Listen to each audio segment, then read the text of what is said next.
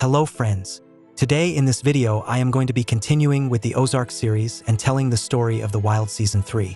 If you want to check out Seasons 1 and 2 before watching this one, I will link those videos in the description below, and I hope you can check out the final Season 4 when I release that one next. But with that all said, let's get it started. Episode 1. Wartime. The season begins down in Mexico where a few cartel guys hit another cartel as there is a cartel war happening with the Navarro cartel. Back at the Ozarks, the Birds have their casino, the Missouri Belle, up and running. Wendy gave Charlotte a job as a secretary in agreement for her to stay with them.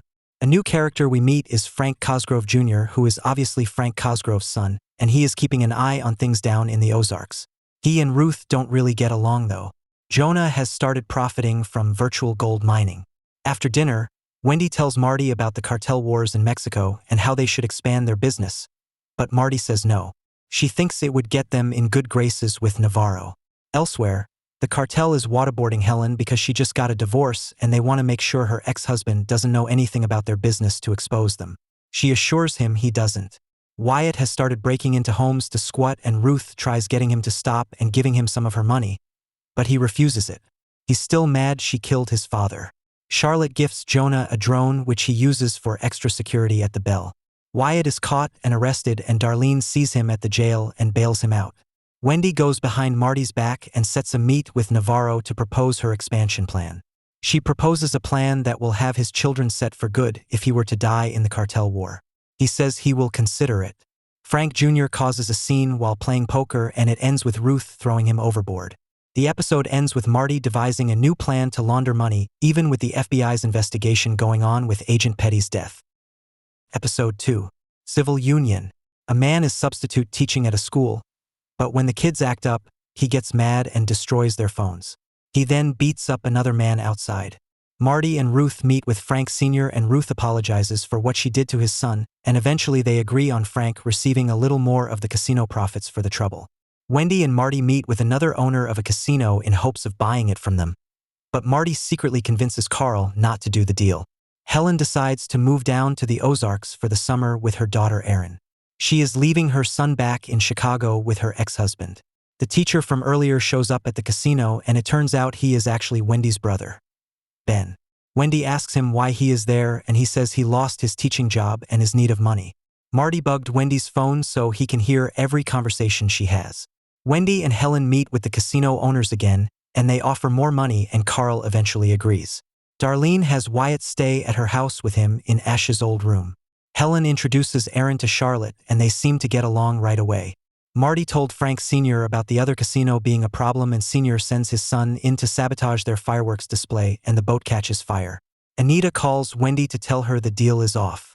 Marty tries getting Ben to leave, but he says he has nowhere to go. Meanwhile, Ruth and Wendy head to the other casino and they rig the slot machines which forces the owners to continue with the sale to Wendy, so they don't lose even more money. Helen and Wendy celebrate, but Marty isn't happy with what went down. The following day, Agent Evans shows up at the Belle and shows Marty a warrant he has. The warrant was signed by a judge the second he purchased a second casino.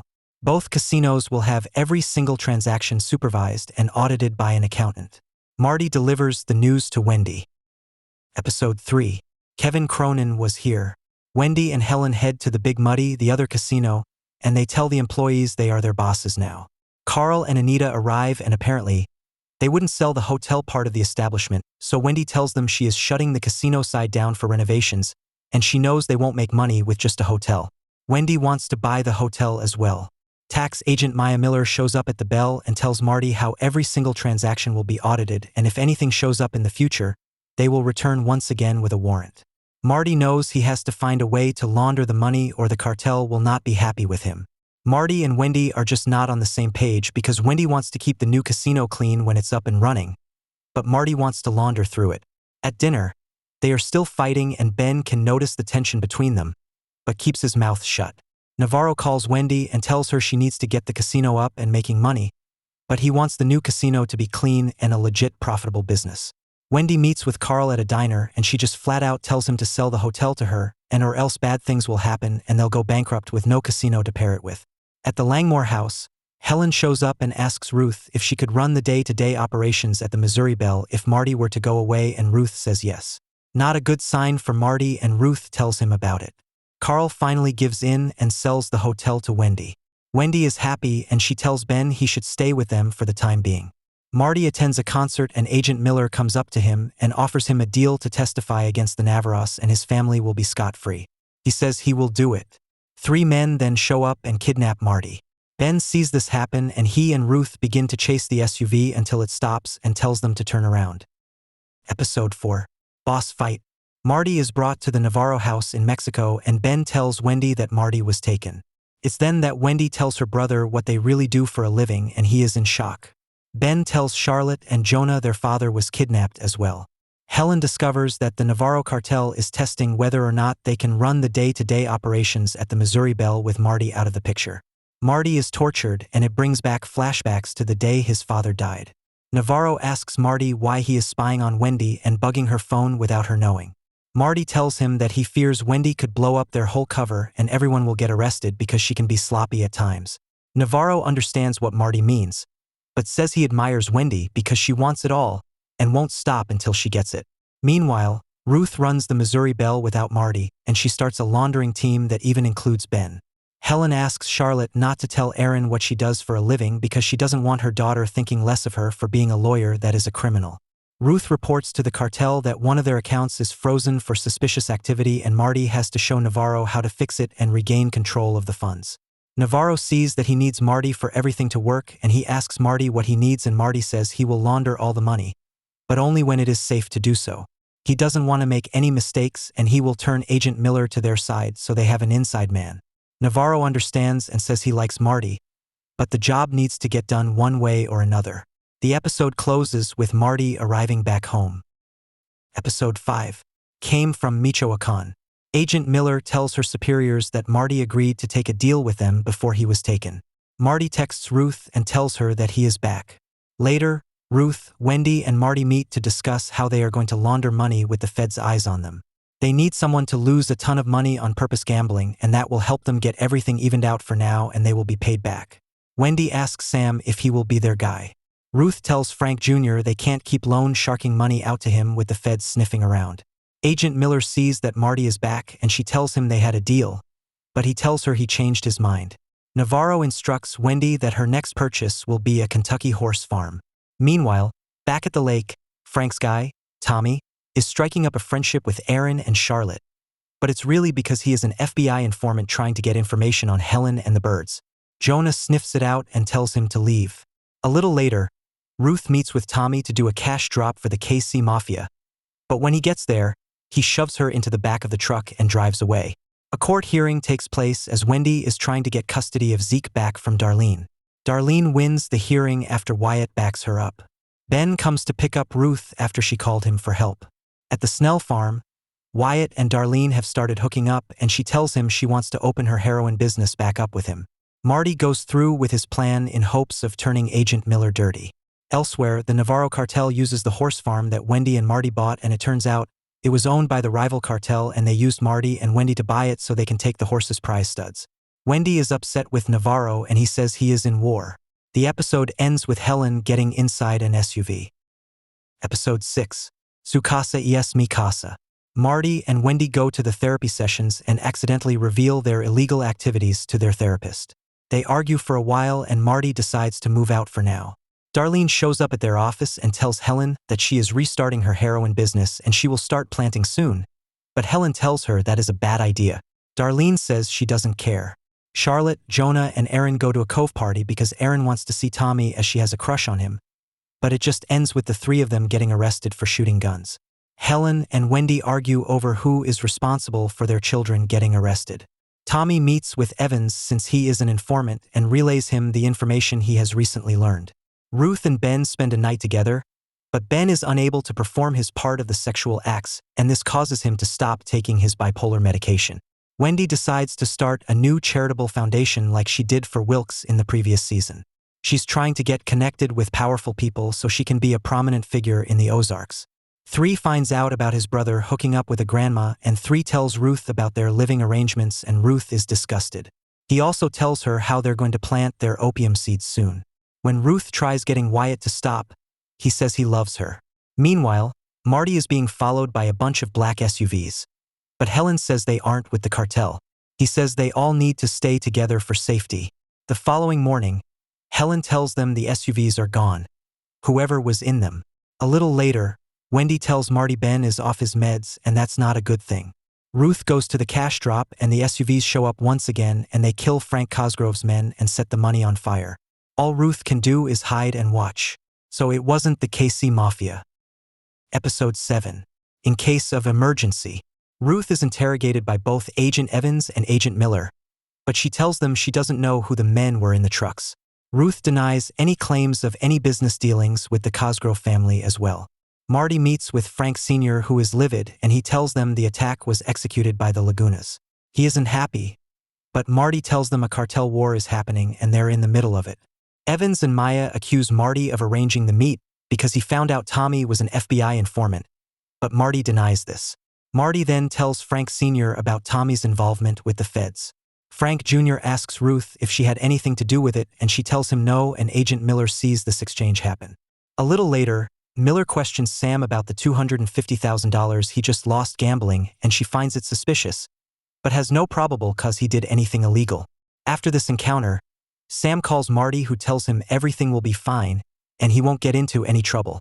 When Ruth leaves the casino that night, Frank Jr. attacks her as he still believes she was responsible for Tommy's death. She is hospitalized and then Marty breaks off any business relationships with Frank Sr. and the Kansas City Mafia, and if anything happens again, he will have the Navarro cartel come after them. Helen tells Erin she should probably go back to Chicago and live with her dad with all the chaos happening, but Erin wants to stay. Wendy meets with a man, Andrew Wade, and she talks with him about the charitable foundation she wants to start up. Wyatt tells Darlene that Ruth killed Boyd and Russ, and Darlene tells him that she killed Jacob as well. Helen is concerned about Sue, the Bird's therapist, and now that she knows too much, Helen has Nelson kill her and remove the Bird's files from her records. When Ruth gets out of the hospital, she tells Marty she wants Frank Jr. killed, but he said that would start an all-out war. The episode ends with Wyatt visiting Ruth and he tells her the Birds have caused too much pain in their lives. Episode 8. BFF. Marty goes to Sue's house as she hasn't answered any of his messages, and when she doesn't answer, Marty suspects she was killed. Helen does confirm to Wendy that Sue is dead and she knew too much.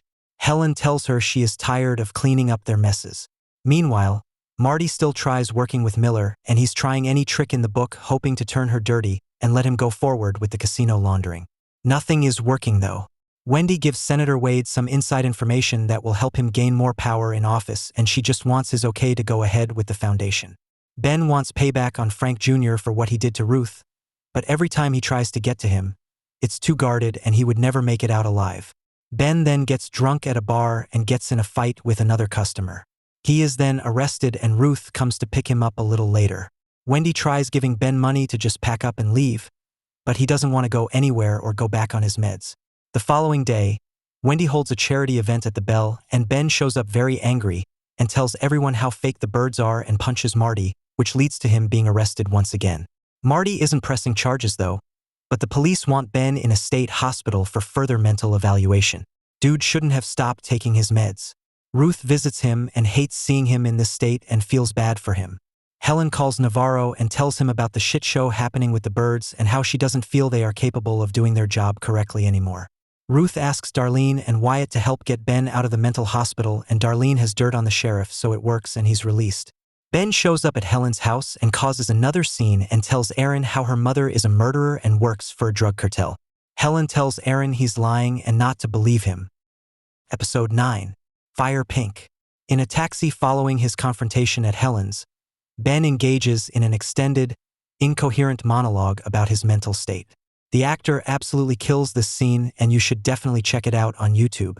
Anyway, back to the story. Marty goes to Ruth's and asks why she is dead set on letting Ben be free, and he's clearly not in the right headspace for that. Ben then arrives and admits that he went to Helen's house and spilled the beans. Marty knows this is bad because this information will get back to Navarro and he will kill Ben for messing with his business. Marty tells Ruth to get Ben out of town immediately.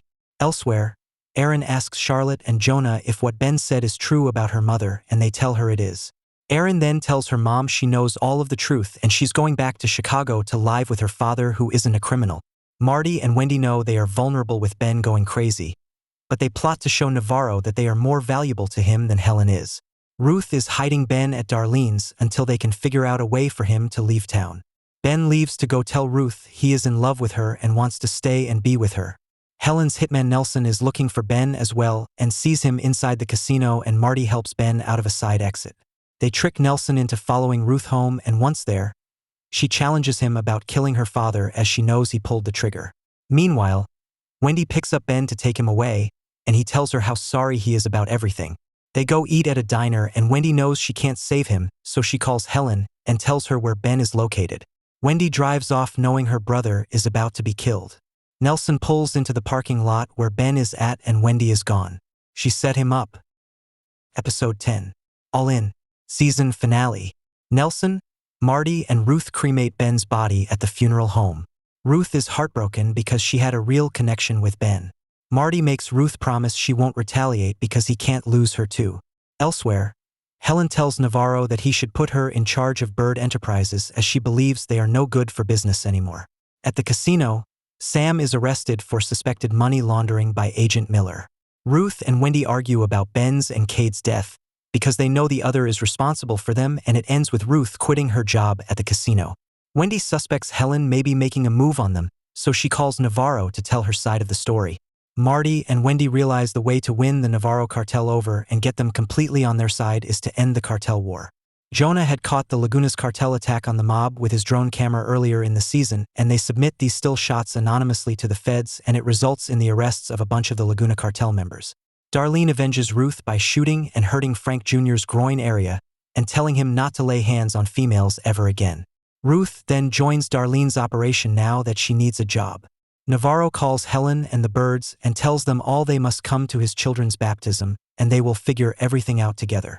Before they meet, Jonah confronts Helen with a shotgun, demanding to know the truth about Ben, and Helen tells Jonah that his mother Wendy was the one that okayed Ben to be killed.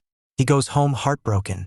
Marty, Wendy and Helen meet up at Navarro's house for the baptism, and boom. Nelson kills Helen in front of everyone. Navarro found out Helen had been talking to the FBI recently, trying to snitch on Marty. Navarro tells the Birds that he hopes this is the beginning of a long, fruitful business relationship as they have blood splatter on their faces. And that is how the season ends. Definitely ended with a bang, literally. But that is it for Season 3 of Ozark. We'll be doing the final Season 4 in my next video, so I hope you can check that one out when I upload it. Thanks for watching.